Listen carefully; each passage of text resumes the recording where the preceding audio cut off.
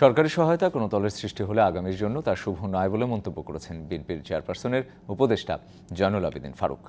Jeddah প্রতিনিধি নোমান জানান, পবিত্র উমরা পালনের জন্য সৌদি আরব সফরে গিয়ে প্রবাসী বিএনপি নেতাকর্মীদের সঙ্গে মতবিনিময় করেন জয়নুল আবেদিন। এ সময় তিনি বাংলাদেশের চলমান রাজনৈতিক পরিস্থিতি এবং সরকারের কর্মকাণ্ডের সমালোচনা করেন। বলেন, ছাত্র জনতার ঐক্যবদ্ধ আন্দোলনের ফলস্বরূপ শেখ হাসিনার বিদায় ঘটেছে, কিন্তু দেশের দ্রব্যমূল্যের ঊর্ধ্বগতি, সন্ত্রাসী কার্যকলাপ এবং আইনশৃঙ্খলা পরিস্থিতি নিয়ে উদ্বেগ প্রকাশ করেন তিনি।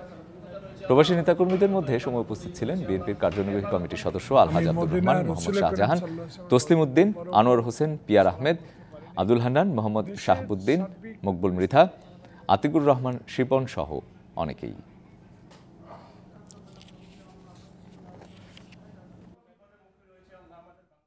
রাজনীতিতে যদি তারা আসতে চায়, রাজনীতি দল করবে, আসবে, জনগণের কাছে যাবে, এটাতে আমাদের কোনো আপত্তি নেই।